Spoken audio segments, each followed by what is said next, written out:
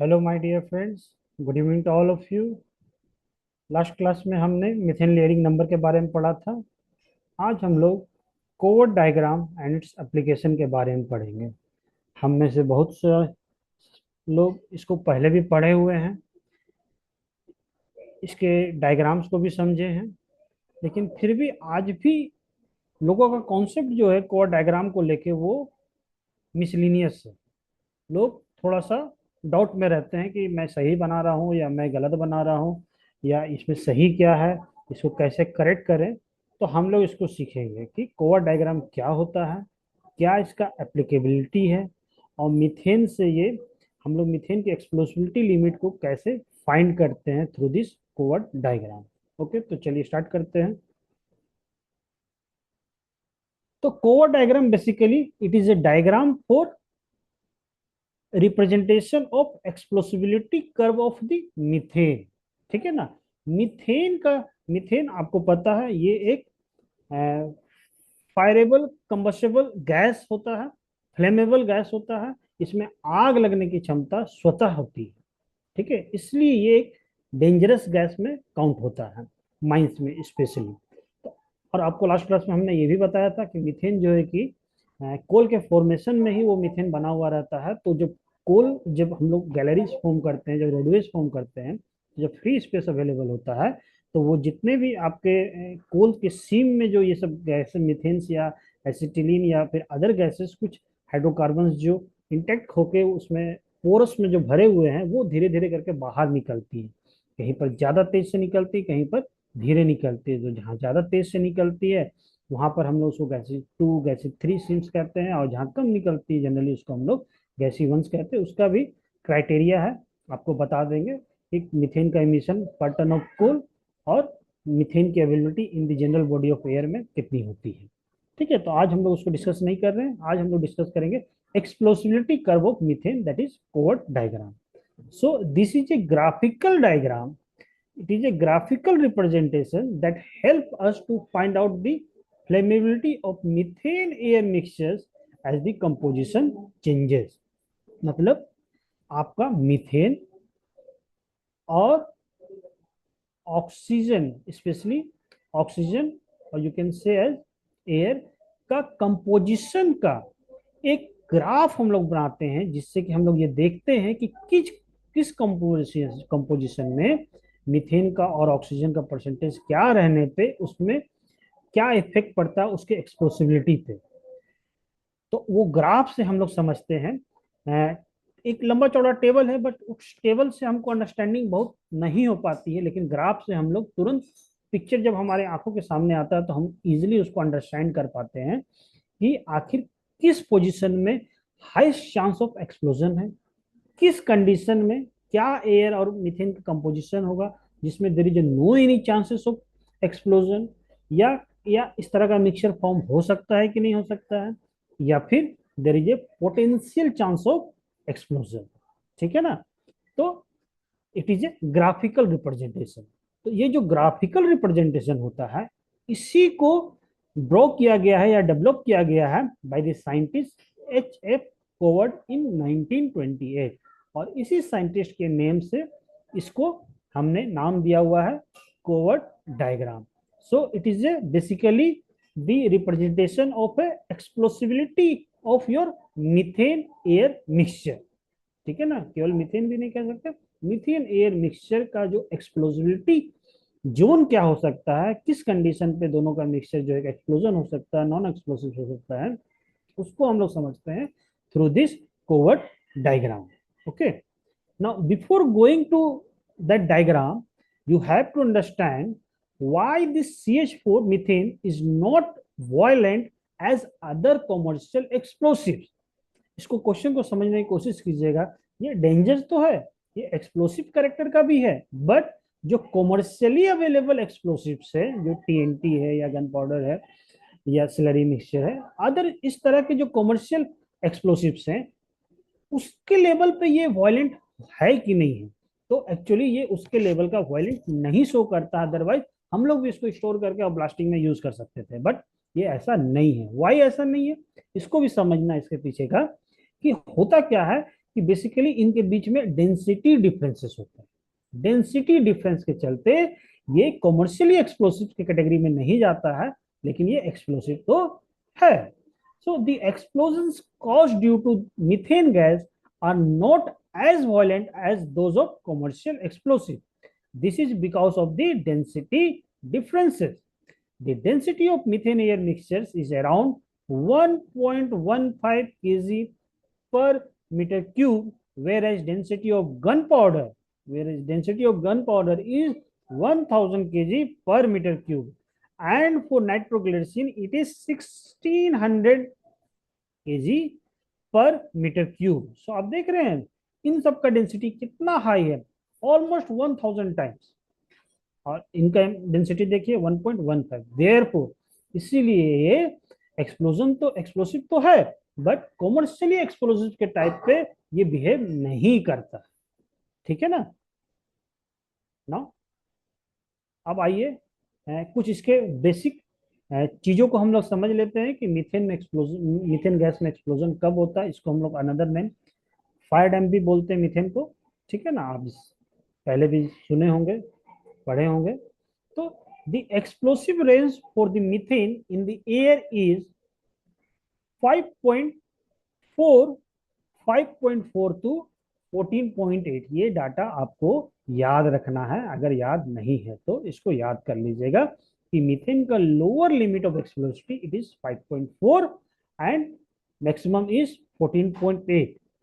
आपको ये समझना है कि इसी रेंज पे मीथेन जो है कि एक्सप्लोजन करने का कैपेबिलिटी रखता है। इस रेंज में अगर मीथेन अवेलेबल होता है और अगर सफिशिएंट ऑक्सीजन या एयर अवेलेबल हो गया तो दोनों का मिक्सचर जो है अब डेडली कॉम्बिनेशन बन जाता है और एक्सप्लोजन हो जाता है। ठीक है, वो स्पॉन्टेनियसली खुद ब खुद स्वतः हो जाता है। ठीक है, so the explosivity range for the methane in air is 5.4% to 14.8% by its volume. As told earlier, most explosive mixture of methane gas occurs at 9.8। ये 9.8 में इसका एक्सप्लोजन हाईएस्ट चांसेस है एक्सप्लोजन होने का, वो हम लोग देखेंगे। यहाँ पर लिखा हुआ है there is a proper oxygen balance with the methane content of 9.8%। 9.8% के मीथेन में जो है कि आपका ऑक्सीजन बैलेंस प्रॉपर हो पाता है, इसीलिए ये मीथेन का कॉन्सेंट्रेशन 9.8% में होने पे एक्सप्लोजन होने की प्रोबेबिलिटी हाईएस्ट है, होगा ही होगा, ये मान के चलते हैं by volume in the air.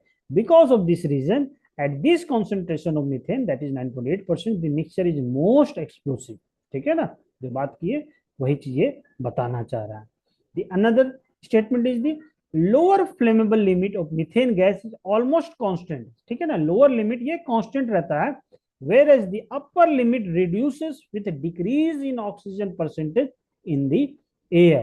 ये देखिए अपर लिमिट लोअर लिमिट जो है कि वो ऑलमोस्ट कांस्टेंट है, वो इसी के आसपास में 5.4 5 इसी के आसपास में depending on the situation and the ignition temperature वो फायर कर सकता है। बट ये लिमिट जो है 14.8 का ये रिड्यूस करते जाता है as oxygen percentage decreases in your air. अगर ऑक्सीजन परसेंटेज कम हो रहा है तो ये 14.8 में भी फायर नहीं पकड़ेगा, या इससे ज्यादा भी मीथेन हो जाएगा तो फायर नहीं पकड़ेगा, उससे कम में मीथेन में वो फायर पकड़ने का चांसेस होता है या एक्सप्लोजन होने का चांसेस होता है। Now come to the Coward diagram. Now this is the Coward diagram. यहाँ पर आपको ये समझना है आपका दो एक्सिस है, एक तरफ एक्स एक्सिस है, एक तरफ वाई एक्सिस है। एक्स एक्सिस में जो हम लोग रिप्रेजेंट करते हैं दैट इज मीथेन परसेंटेज को हम लोग रिप्रेजेंट करते हैं, मीथेन के परसेंटेज को रिप्रेजेंट करते हैं, और वहीं पर जो वाई एक्सिस होता है उसमें हम लोग ऑक्सीजन के परसेंटेज को डिनोट करते हैं। ठीक है ना, इसको समझिएगा, एक्स एक्सिस में मीथेन, वाई एक्सिस में ऑक्सीजन का परसेंटेज हम लोग डिनोट करते हैं। अब आपको पता है यहाँ पर ये ग्राफ बना हुआ है, ये ग्राफ बना हुआ है, इसको समझिए। ये एक लाइन है, ठीक है ना, ये एक लाइन ड्रॉ किया हुआ है, ये अनदर एक लाइन है, यहाँ पर हम लोग ड्रॉ करके देखते हैं। मैक्सिमम ऑक्सीजन हमारे एयर में कितना होता है दैट इज ऑलमोस्ट 21%। ठीक है, तो 21% मैक्सिमम ऑक्सीजन होता है, और जो कोवर्ट डायग्राम जो बनता है, वो जो मीथेन का एक्सप्लोसिबिलिटी जोन जो है वो कुछ इस तरह से ड्रॉ होता है। ये एग्जैक्ट इसी तरह से होता है, बट इसको रिप्रेजेंटेशन में हम लोग थोड़ा सा इसको स्ट्रेट शो करते हैं, इसको स्ट्रेट शो करते हैं, और फिर इधर से इस तरह से कर्व हम लोग बनाते हैं। ठीक है ना, इसको थोड़ा सा हम लोग स्ट्रेट, ये थोड़ा सा स्ट्रेट होता है, ये थोड़ा सा स्ट्रेट होता है और फिर इस तरह से कर्व बनाते हैं, बट एक्चुअल में वो कुछ इस तरह से कर्व को गेन करता है। ठीक है ना, अब इसमें आपको ये समझना है कि किस कंडीशन में वो एक्सप्लोसिव होगा, किस कंडीशन में एक्सप्लोसिव नहीं होगा। तो यहाँ पर आपका एक्स एक्सिस में मीथेन का परसेंटेज है, ठीक है, मीथेन का परसेंटेज है, और वाई एक्सिस में ऑक्सीजन का परसेंटेज आपको दिया हुआ है। तो ऑक्सीजन का मैक्सिमम लिमिट आपके एयर में क्या है, इट इज 21%, यहाँ पर 21% के आसपास में है। और इसका जो लोअर लिमिट होता है कि मिनिमम इतना ऑक्सीजन तो चाहिए ही चाहिए किसी भी मीथेन परसेंटेज को आपको फायर होने के लिए, तो that limit is 12.1%। Okay, 12.1% is the minimum oxygen required to fire in methane. ठीक है, इससे कम अगर ऑक्सीजन होगा तो फायर नहीं होगा मीथेन में, चाहे मीथेन का परसेंटेज कुछ भी क्यों ना हो। So minimum air oxygen is required 12.1%। Okay, and this limit is 5.4 methane and this is 14.8% the maximum limit. ठीक है ना, इसको आपको समझना है। और ये जो होता है यहाँ ऑक्सीजन 12.1 होता है, और आपका मीथेन जो होता है वो 6% के आसपास में होता है। ठीक है, तो आपका कर्व जो है कि कुछ इस तरह से बन के आता है।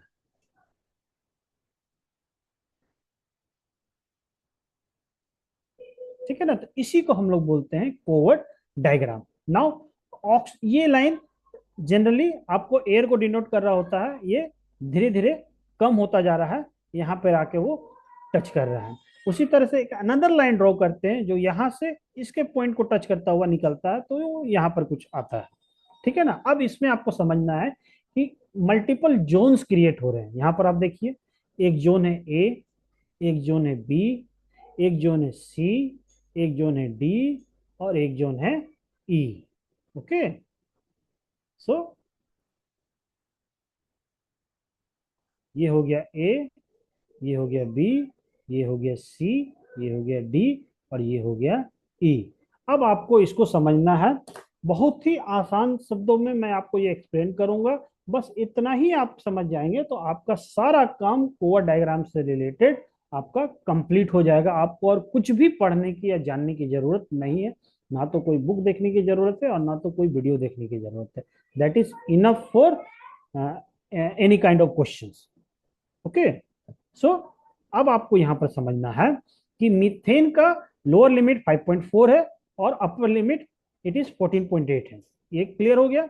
Another part is oxygen, maximum air में 21% तक रहता है, हमारे एयर में रहता है, दैट इज 21%। और मिनिमम एयर का जो ऑक्सीजन का जो रिक्वायरमेंट है दैट इज 12.1%। इससे नीचे अगर ऑक्सीजन होगा तो मीथेन का कोई भी परसेंटेज हो वो फायर नहीं करेगा। नाउ 5.4 से लेकर 14.8 तक ये मीथेन का एक्सप्लोसिबिलिटी जोन है।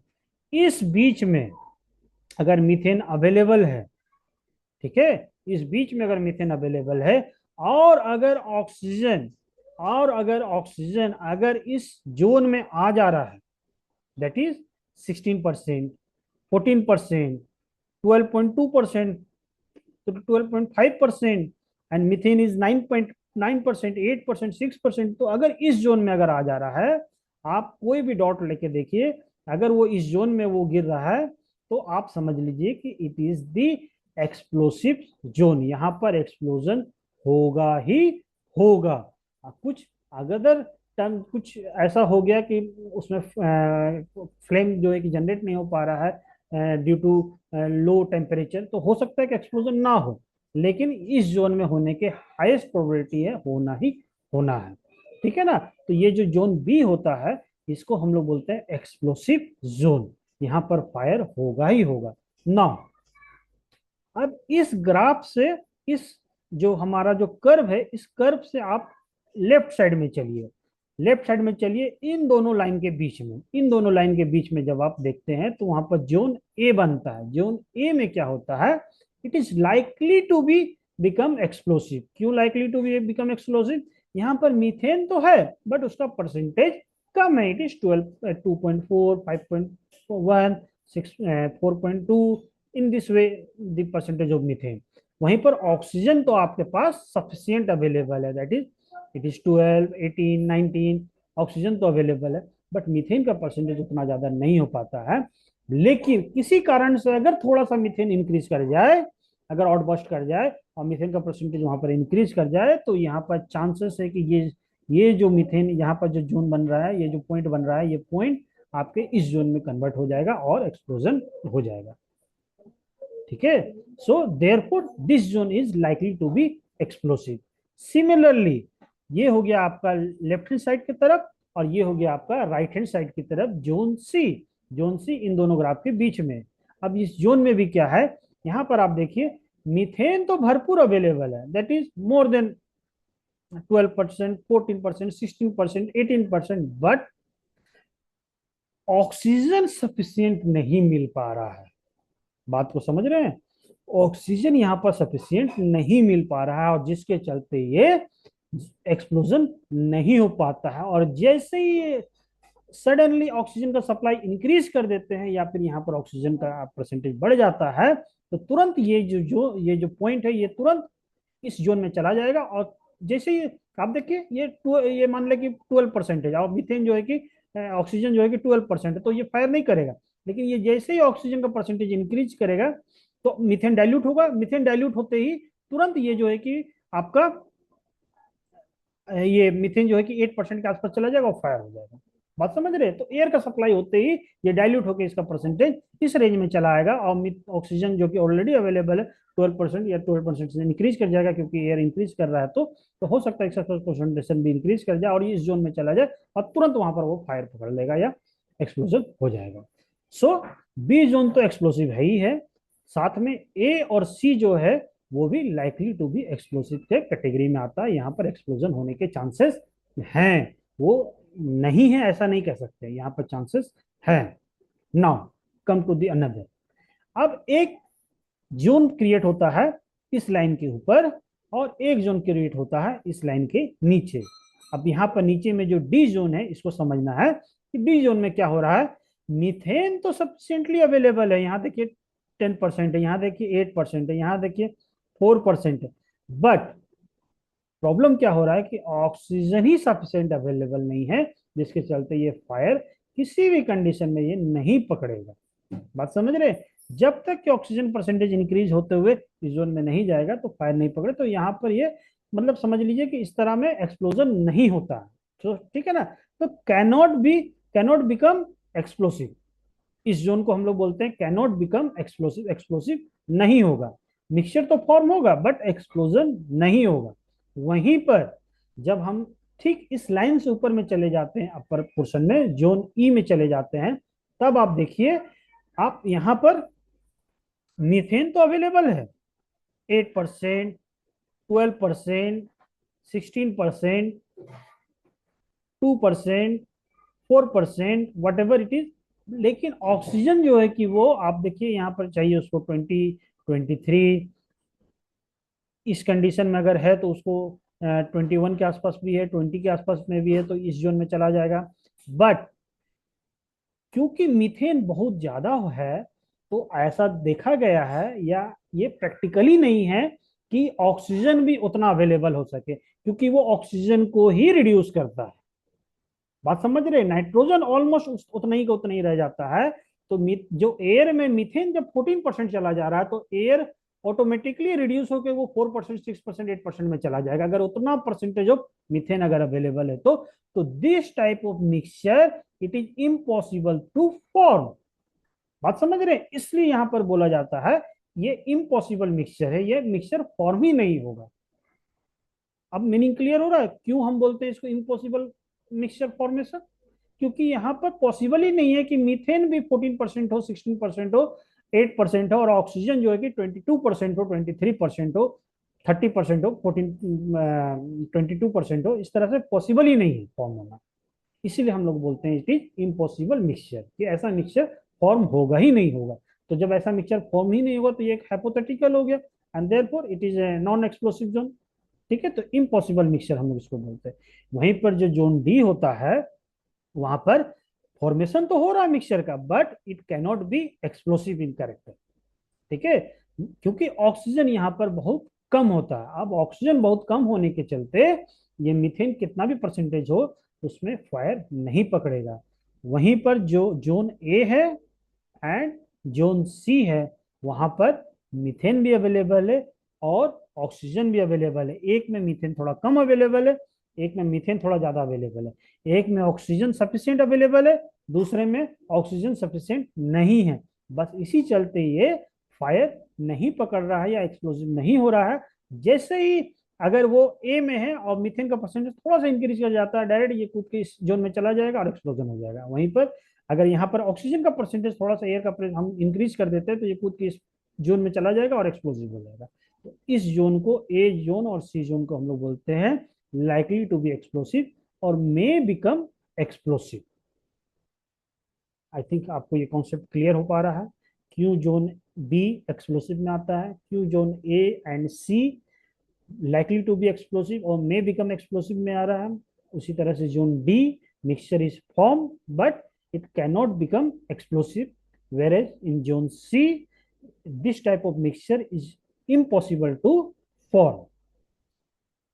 I think आपको ये कॉन्सेप्ट क्लियर हो रहा होगा। यहीं पर इन्हीं चीजों को जो मैंने आपको बताया है उन्हीं को उस मैंने स्टेटमेंट के फॉर्म में यहाँ पर रख दिया है। किसी को भी पढ़ना हो तो इसको पढ़ सकते हैं, याद कर सकते हैं for exam point of view, your semester exam और फॉर एनी अदर एग्जाम्स। ठीक है, theoretical exam point of view से जो मैंने डिस्कस किया है प्रीवियस स्लाइड्स में ग्राफ के साथ, दैट इज इनफ। उन्हीं चीजों को यहाँ पर स्टेटमेंट में लिखा हुआ है, आप इसको पढ़ लीजिएगा। In zone A the it may become flammable, whereas zone B mixture is explosive in character और मिनिमम ऑक्सीजन जो नोज लेवल होता है, जो नोज लेवल होता है दैट इज 12.1%। ठीक है ना, और इसी नोज लिमिट को हम लोग बोलते हैं इनट फैक्टर भी बोलते हैं। ठीक है, जोन सी जो होता है, similarly zone A it become explosive if the moisture is mixture is diluted. उसी तरह से जोन डी जो होता है, जोन डी जो होता है यहाँ पर आपको समझना, it cannot become explosive. Mixture form हो रहा है लेकिन एक्सप्लोसिव नहीं होगा क्योंकि ऑक्सीजन का परसेंटेज बहुत बहुत कम है। वहीं पर जोन ई जो होता है, this type of mixture cannot form.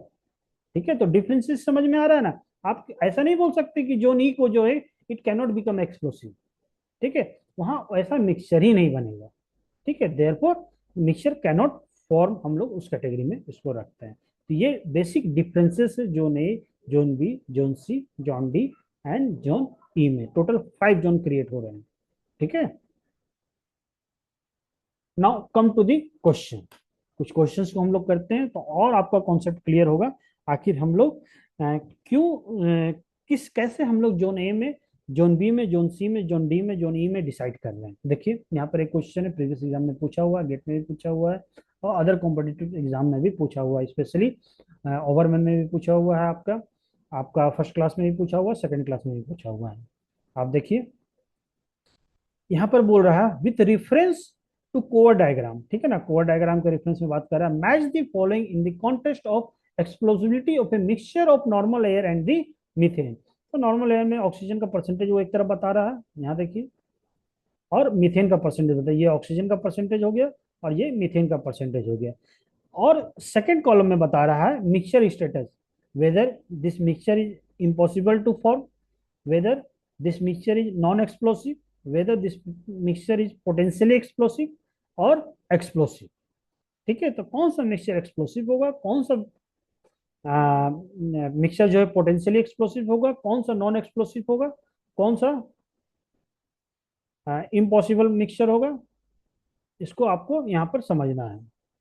अब देखिए, अब मैं आपको यहाँ पर फिगर ड्रॉ कर रहा हूँ और आपको समझना है। ठीक है,